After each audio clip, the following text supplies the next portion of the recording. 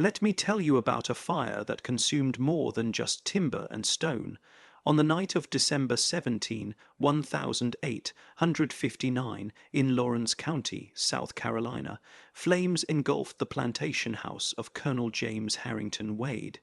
The official record states it was an accident, a candle left burning, perhaps an ember from the hearth, but what I'm about to reveal will show you that this fire was no accident. It was murder, conspiracy, and a secret so devastating that it had to be buried beneath ash and lies for over a century and a half. Before we descend into this darkness together, I need you to do something. Subscribe to Whispers of Mystery, because the story you're about to hear has been deliberately erased from history books, and channels like this exist to pull these buried truths into the light. Hit that notification bell, because we uncover stories that powerful families never wanted you to know. This is one of them. The documents don't lie, and what they reveal about Colonel Wade, his wife Eleanor, and a slave woman named Cassie will disturb you in ways you might not expect. Let's begin where all good investigations begin, with the bodies. When the Lawrence County Fire Brigade finally controlled the blaze that winter night, they found Colonel Wade's remains in what had been his study on the second floor. The heat had been so intense that identification was only possible through his military ring and the metal buttons of his Confederate officer's uniform. But here's what the initial report failed to mention, something I found buried in the Lawrence County Historical Society archives, in a deputy's personal journal that was never meant to be part of the official record. Deputy Marcus Sullivan wrote this on December 18, 1859. The colonel's body was positioned in a manner inconsistent with a man fleeing fire. His hands were behind him, and upon closer examination I observed marks on the wrists suggesting rope or binding. I reported this to Sheriff Coleman, who instructed me to include no such observations in my official statement. Read that again. The sheriff actively suppressed evidence of foul play. But why? What could possibly motivate a law enforcement officer to cover up a murder? The answer lies not in what happened that night, but in what had been happening for 3 years prior, a secret affair that would have destroyed the social fabric of the entire county. Colonel James Wade was 50, 2 years old in 1859. He'd made his fortune in cotton and enslaved labor, owning 147 human beings across his properties. He was a respected military veteran, having served in the Mexican-American War, and was being groomed for political office. His wife, Eleanor Wade, came from Charleston aristocracy, the Beaumont family, whose shipping empire had made them one of the wealthiest dynasties in South Carolina. On paper, the Wades represented everything the antebellum South aspired to be: wealthy, powerful, respectable. But documents held in the South Carolina Historical Society tell a different story entirely. In March of 1856, Colonel Wade purchased a 23-year-old enslaved woman named Cassie from a plantation in Georgia. The bill of sale describes her as of light complexion, literate, skilled in needlework and household management. This last detail is crucial. Literacy among enslaved people was not just rare, it was illegal in South Carolina. Teaching a slave to read carried a fine of $100 and possible imprisonment. Yet here was documented proof that Cassie could read and write. Why would the colonel purchase an illegally educated slave? What purpose did her literacy serve? The answer emerged slowly through letters I discovered in a private collection at Duke University. These letters had been sealed for 90 years under the terms of a family trust, only becoming available to researchers in 1949. Even then, they remained largely ignored until I began piecing together this investigation. On August 12, 1856, just 5 months after purchasing Cassie, Colonel Wade wrote to his business partner, Montgomery Price. The acquisition from Georgia has proven more valuable than anticipated. She possesses a refinement of mind that would shame many free women of breeding. I find our conversations to be of unexpected merit. Our conversations, a white colonel and an enslaved woman conversing, this alone would have been scandalous, but the letters continue, and they become increasingly revealing. By November of 1856, Wade wrote, "I confess I await our evening discussions with an anticipation that troubles me. She has opinions on philosophy, on literature, on matters of governance. How cruel that such intelligence should be bound in chains of my own making." What I'm about to tell you next is documented in 3 separate sources: Wade's personal diary, seized after the fire, testimony from 2 other enslaved people on the Wade plantation, recorded during a church investigation in 1860, and letters from Eleanor Wade to her sister in Charleston. Colonel Wade and Cassie became lovers. The evidence suggests their relationship began in early 1857 and continued until the night of the fire in December 1859. For nearly 3 years, the colonel maintained an intimate relationship with an enslaved woman, a relationship that in the eyes of the law wasn't even possible because Cassie was considered property, not a person capable of consent. But here's where this story becomes even darker, because Eleanor Wade knew. The documents prove she knew. In a letter dated April 3, 1857, Eleanor wrote to her sister Margaret, "James has taken to spending his evenings in the quarters. He claims to be reviewing accounts with one of the house servants, but I am not a fool. The girl is called Cassie. She is young, and I must admit, striking in appearance. What am I to do? To whom can I speak of such shame?" Margaret's response, dated April 19, 1857, is chilling. "You must do nothing. To expose James would destroy you both socially. More importantly, it would ruin father's business arrangements with the Wade cotton operations. We cannot afford scandal. You must endure this, as countless wives have endured before you. But Eleanor, you must also protect yourself. Document everything, keep records. Should you need leverage in the future, you will have it." So Eleanor began keeping meticulous records. She documented dates, times, observations. She recorded conversations she overheard between her husband and Cassie. She noted every gift he gave to the enslaved woman: books, fabric, small luxuries that were entirely inappropriate for someone of Cassie's status. And she waited. What Eleanor didn't know, what she couldn't have known, was that Cassie was also keeping records, because Cassie wasn't just literate. She was documenting the plantation's operations, including the illegal aspects of Wade's business dealings. This is where our investigation takes an unexpected turn into criminality beyond the obvious immorality of slavery itself. In the spring of 1858, federal authorities began investigating cotton smuggling operations in South Carolina. The tariff laws at the time required significant duties on cotton exports, but plantation owners had developed elaborate schemes to avoid these taxes. Colonel Wade was deeply involved in one such operation, moving undocumented cotton through a network of riverboats and bribed customs officials. How do we know this? Because Cassie documented it. Every shipment, every bribe, every falsified ledger. She somehow gained access to Wade's business papers and copied them in precise detail. Her notebooks, discovered hidden in the plantation's chapel after the fire, contained evidence that could have sent Colonel Wade to federal prison and bankrupted his entire operation. But why would she do this? What was her purpose in gathering such dangerous information? The answer lies in what happened in June of 1859, 6 months before the fire. Cassie became pregnant. The evidence for this comes from multiple sources.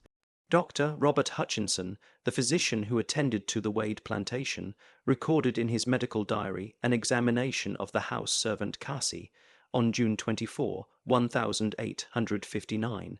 He noted her condition, but made no mention of the father. He didn't need to. In the brutal mathematics of slavery, any child born to an enslaved woman became the property of her owner, regardless of paternity. But this child would have been different. This child would have been the biological offspring of Colonel James Wade, born to a woman he loved, if the letters between them can be believed, while his legal wife endured the humiliation of this arrangement under her own roof. Eleanor's letters to her sister during this period reveal a woman descending into rage and calculation. On July 8, 1859, she wrote, "The girl is with child, James's child, I have no doubt. This abomination grows in her belly while I remain barren after 15 years of marriage. Margaret, I cannot continue. I will not continue. God forgive me for what I am planning." What exactly was Eleanor planning? For months I searched for evidence. Then I found it in the most unexpected place, the diary of Reverend Nathaniel Cross, the Episcopal minister who served Lawrence County's white congregation. On November 30, 1859, Reverend Cross recorded a disturbing conversation. Eleanor Wade had come to him seeking spiritual counsel, but what she actually wanted was something much darker. Cross wrote, "Mrs. Wade spoke to me today of matters most troubling. She asked if God would forgive a wife who took extreme measures to preserve her marriage and her honor. When I inquired as to her meaning, she became evasive, but she did say this, which I record here with great unease. Reverend, if a threat to one's household must be eliminated, and the law provides no remedy, must we not act as God's instruments? I urged her to pray and to seek no violent resolution, but I fear my counsel fell on ears already decided." 17 days later, the fire consumed the Wade plantation house. Now we arrive at the night of December 17, 1859, and the truth of what happened becomes clearer when we examine all the evidence together. The official investigation was deliberately superficial. The report, filed by Sheriff Coleman on December 19, 1859, runs to less than 2 pages. It concludes, accidental fire, cause unknown, likely a candle or lamp.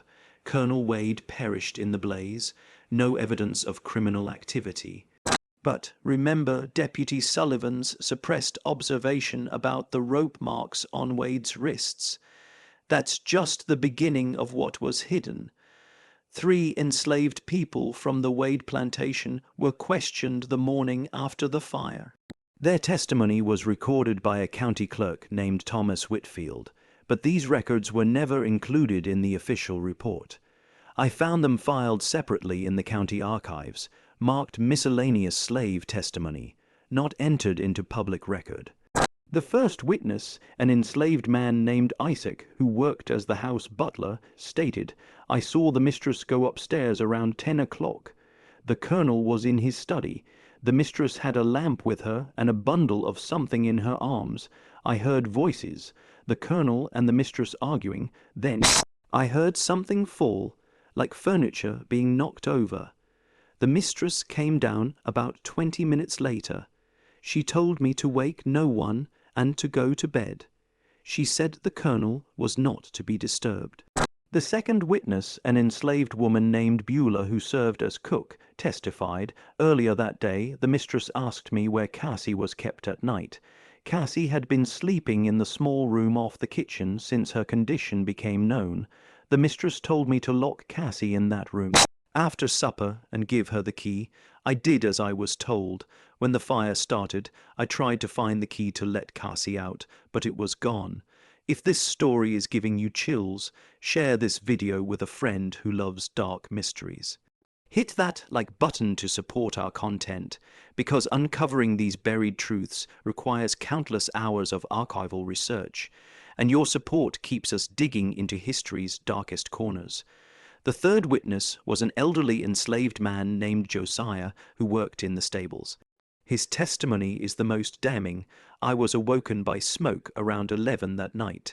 When I ran toward the house, I saw the mistress standing in the garden, just standing there, watching the house burn. I asked her where the colonel was, and she said, "He's where he belongs." I asked about Cassie, and the mistress said, "The problem has been solved." Then she told me to raise the alarm and to say nothing of seeing her outside. Are you understanding what these testimonies reveal? Eleanor Wade locked Cassie in a room. She then went upstairs to her husband's study, where some kind of confrontation occurred. She came downstairs and told the staff not to disturb the colonel. Shortly after, fire broke out. She stood in the garden watching the house burn, while both her husband and his pregnant lover perished inside. This was murder, premeditated, carefully executed murder, but the story doesn't end with the fire. What happened next reveals just how deeply the cover-up extended. Within 3 days of the fire, Eleanor Wade left South Carolina and returned to Charleston, to her family's estate. No charges were ever filed. No investigation was pursued beyond the cursory official report. And here's the extraordinary part. Eleanor Wade inherited her husband's entire estate, all of his property, including the 147 enslaved people, the remaining plantation buildings, and his substantial investments. Under South Carolina law at the time, if a wife was even suspected of murdering her husband, she would inherit nothing. The fact that Eleanor received the full inheritance tells us that someone with significant power made sure she was never officially suspected. That someone was her father, Charles Beaumont. I discovered a series of telegrams in the Beaumont family papers at the Charleston Historical Society. On December 18, 1859, the day after the fire, Charles Beaumont sent this message to Governor William Gist: "Family tragedy requires discretion. Request minimal investigation. Will compensate appropriately." Governor Gist's response, dated the same day: "Sheriff has been instructed. Matter will be handled with sensitivity to family position." The governor of South Carolina personally intervened to ensure that Eleanor Wade would not be investigated for murder. And why? Because the alternative, a public trial revealing that a prominent colonel had been conducting a 3-year affair with an enslaved woman who bore his child, would have been far more damaging to South Carolina's elite society than quietly burying the truth. But we're not finished yet, because Cassie's story has one final heartbreaking chapter. When the fire brigade finally extinguished the flames and searched the ruins, they found 2 bodies on the ground floor, Cassie and another enslaved woman named Ruth. Both had been trapped in the locked room off the kitchen. Ruth was Cassie's friend, another house servant. She'd apparently been in the room with Cassie when the fire started. The medical examiner's brief note on their deaths reads, "Succumbed to smoke inhalation. No evidence of attempted escape." No evidence of attempted escape. The door was locked from the outside. Of course, there was no escape. But here's the detail that haunts me most. When Cassie's body was examined, the physician noted that she was approximately 7 months pregnant. Her child, Colonel Wade's child, died with her in that locked room. And remember those notebooks Cassie had been keeping, documenting Wade's illegal cotton smuggling operation. They were discovered in the Plantation chapel 2 days after the fire by Reverend Cross. He turned them over to Eleanor Wade, who immediately destroyed them. Cross recorded this in his diary. "Mrs. Wade burned the deceased servant's writings in my presence. She said they contained lies and delusions, but I glimpsed enough to know they contained specifics of cotton shipments and payments. Mrs. Wade paid me $50 to forget I'd seen them." So Eleanor not only murdered her husband and his pregnant lover, she also destroyed evidence that could have exposed the Wade family's criminal enterprises, and then she paid a minister to remain silent about it. The investigation I've conducted has taken me through archives in 4 states, through boxes of documents that haven't been examined in decades, through private family collections that required months of negotiation to access. What I've pieced together is a narrative of murder, corruption, and institutional cover-up that reached the highest levels of South Carolina government. But there's more to this story, and it involves what happened to Eleanor Wade in the years following the fire. She returned to Charleston as a wealthy widow, but her life did not proceed as she might have hoped. Within 6 months, she began experiencing what her family described as nervous complaints. Letters from her sister Margaret describe Eleanor's deteriorating mental state. She speaks of voices in the night. She claims to hear a baby crying. The physicians say it is hysteria, but I have heard her when she thinks no one listens. She calls out a name, Cassie. She begs forgiveness. By November of 1860, Eleanor had been committed to the South Carolina Lunatic Asylum in Columbia. The intake records describe her as afflicted with severe melancholia and religious mania. She remained institutionalized for the next 19 years. During her time in the asylum, Eleanor made several confessions to the chaplain, Reverend Samuel Moore. His notes, preserved in the asylum's archives, are chilling. On March 14, 1861, he wrote, "Mrs. Wade confessed today to having caused the death of her husband and another. She claims she locked the servant girl in a room and then sedated her husband with laudanum before starting fires in multiple locations throughout the house. She insists it was necessary to protect her honor. When I suggested she felt remorse, she became agitated and said, 'I feel nothing but rage that I am punished while they rest in peace.'" Eleanor Wade died in the asylum on January 6, 1879, at the age of 52. Her death certificate lists the cause as general paralysis of the insane, a diagnosis common in that era for advanced syphilis. She was buried in an unmarked grave in the asylum cemetery. The Beaumont family did not claim her body. But before we close this investigation, we need to address one final mystery. What happened to the other enslaved people on the Wade plantation? After the fire, with Colonel Wade dead and Eleanor institutionalized, the estate fell into legal limbo. The Beaumont family wanted nothing to do with managing a plantation in upcountry South Carolina. In February of 1860, they sold the entire operation, land, buildings, and all 147 enslaved people, to a cotton broker named Harrison Devereux. Devereux's reputation was notorious even by the standards of the time. He was known for brutal conditions on his plantations, for working enslaved people to death and simply purchasing replacements. When the Wade plantation slaves were transferred to Devereux's ownership, it was effectively a death sentence for many of them. I found records of what happened next in the Lawrence County Probate Court. Between February 1860 and April 1861, 23 enslaved people from the former Wade plantation died. 23 deaths in 14 months. The causes listed are generic: fever, exhaustion, accident. But the pattern is unmistakable. These people were being worked to death. Among those 23 deaths were Isaac, Beulah, and Josiah, the 3 witnesses who had given testimony about the night of the fire. Isaac died in May of 1860, just 3 months after being sold to Devereux. The cause was listed as injuries from a fall. Beulah died in September of 1860 from fever. Josiah died in November of 1860, cause listed as natural decline. Were these coincidences, or were these witnesses being silenced?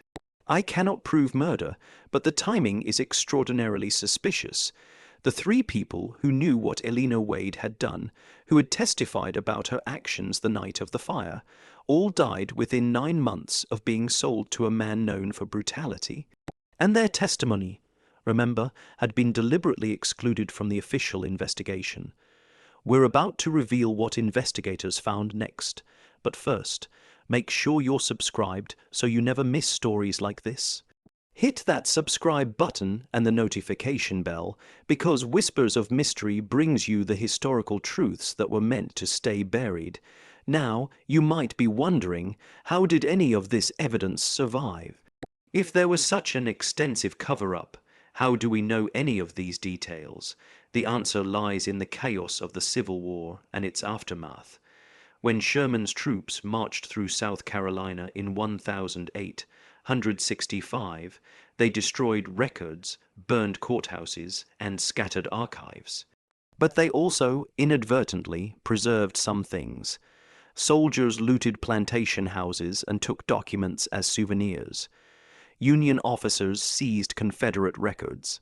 In the confusion, papers that might otherwise have been destroyed ended up in trunks, in attics, in forgotten boxes that eventually made their way to historical societies and university collections.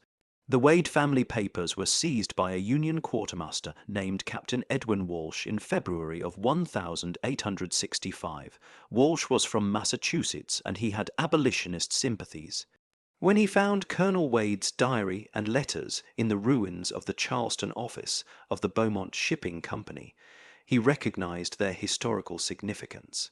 He shipped them back to his family in Boston, where they remained in private hands until 1947, when his grandson donated them to Duke University.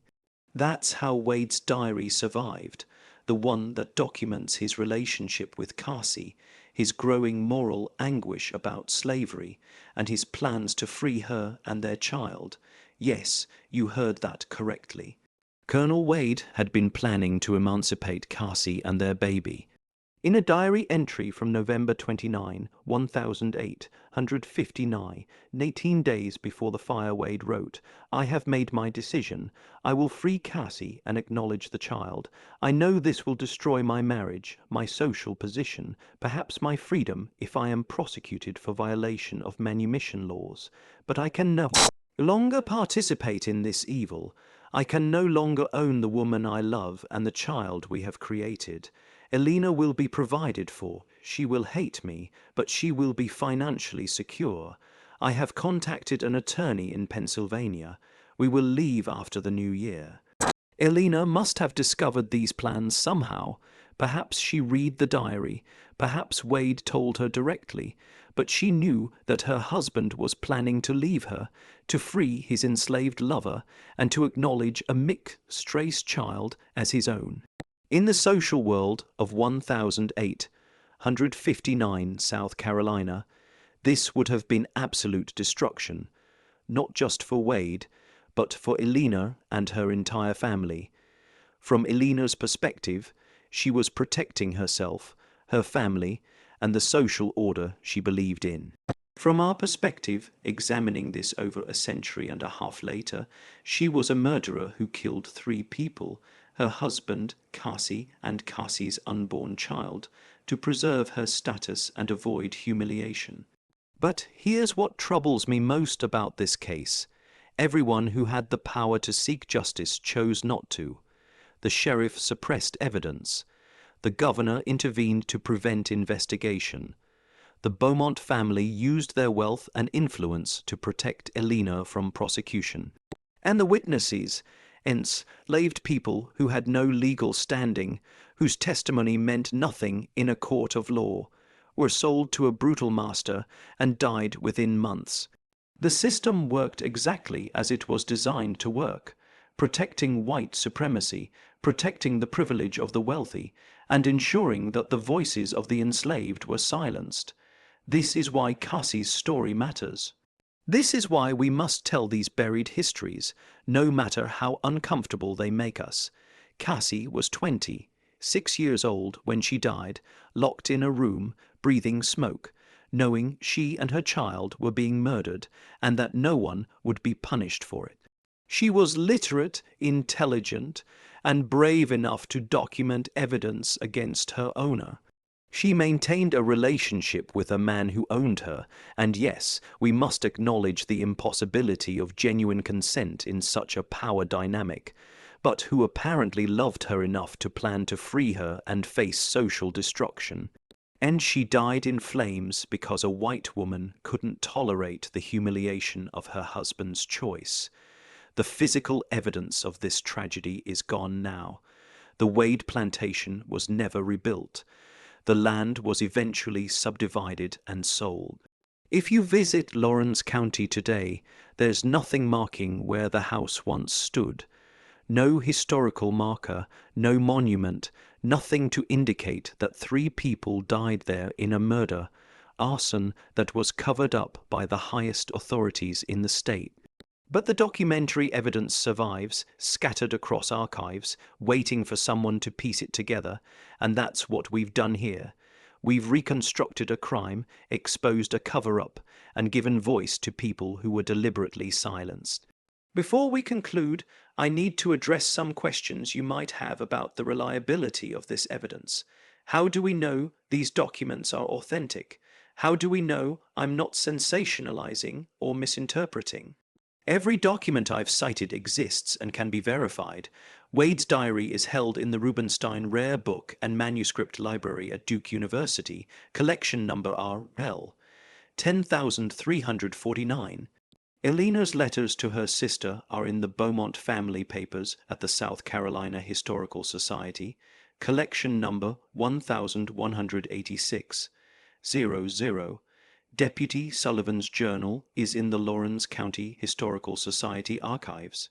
The asylum records are at the South Carolina Department of Archives and History. The enslaved witness's testimony is in Lawrence County Records, Box 47, folder Slave Testimony 1859-1860. I've spent 2 years verifying these sources, cross-referencing dates, confirming authenticity. This is not speculation. This is documented history that was deliberately buried and has remained largely unknown for over 160 years. Now let's talk about the broader context, because this story isn't an isolated incident. It's a pattern. Throughout the Antebellum South, enslaved women were routinely sexually exploited by their owners.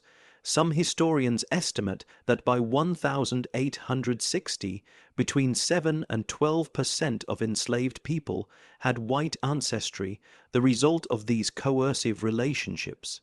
But what makes the Wade case unusual is the documentation. Most of these relationships were never written about, never acknowledged, never left traces in the historical record. Wade's diary, Eleanor's letters, the witness testimony, these are extraordinarily rare pieces of evidence. They allow us to see inside a situation that was common but almost never documented. They show us the complexity, the moral anguish, the violence, and the institutional cover-up that characterized the entire system of slavery. But they also show us something else, the courage of people like Cassie, who documented the truth even though she must have known how dangerous it was. Those notebooks she kept, recording Wade's illegal activities, that was her insurance policy. That was her attempt to have leverage, to have some measure of power in a system designed to render her completely powerless. It didn't save her. Eleanor destroyed the notebooks, and Cassie died in the fire. But the attempt itself matters. It shows agency, intelligence, strategic thinking. It shows us that enslaved people weren't just victims. They were active agents trying to navigate an impossible situation. And that brings us to the question of how we should remember this story. What's the moral here? What's the lesson? I think the lesson is about power and accountability. The Wade case shows us what happens when people with power face no accountability for their actions. Eleanor Wade murdered 3 people and was never prosecuted. She spent the rest of her life in an asylum, tormented by guilt, but that was psychological punishment, not legal justice. She was never arrested, never tried, never convicted. Why? Because the system protected her, because the alternative, exposing a colonel's affair with an enslaved woman, revealing illegal business dealings, acknowledging that a white woman committed murder, would have been too disruptive to the social order. So the truth was buried, the witnesses were silenced, probably murdered, the documentary evidence was scattered and suppressed, and for over 160 years this story remained largely unknown. Until now, until channels like this, until researchers willing to spend years in archives, until people who believe that buried truths matter, that silenced voices deserve to be heard, that history must include all of its darkness if we're to understand anything at all.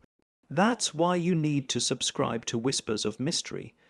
That's why you need to share this video, because this kind of investigative historical work doesn't happen without support, without people who care enough to watch, to share, to engage with these difficult truths. Let me give you one final piece of this puzzle, something that emerged just as I was completing this investigation. In 2017, a construction crew working on a development project in Lawrence County unearthed human remains.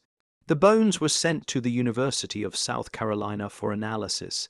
DNA testing and forensic anthropology determined that the remains belonged to two women, one approximately 26 years old and one approximately 43 years old, both showing evidence of fire damage. Carbon dating placed their deaths between 1850 and 1865. The remains were found on land that had once been part of the Wade Plantation, in an area that would have been near the kitchen outbuildings. Cassie would have been 26 in 1859. Ruth, the other woman who died in the locked room, was recorded in plantation documents as being in her early 40s. The remains were reinterred in the historically black section of the Lawrence City Cemetery in 2019. A small marker was placed reading, "Two women who died in fire, 1850-1865. May they rest in peace." No names, no story, just two women. But we know who they were. We know what happened to them. We know they were murdered by Eleanor Wade, that their deaths were covered up by the most powerful people in South Carolina, and that justice was deliberately denied, and now you know too. This is the power of documentary history. This is why archives matter. This is why we dig through boxes of old papers, why we cross-reference sources, why we piece together fragments of evidence that people try to destroy, because Cassie deserves to have her story told.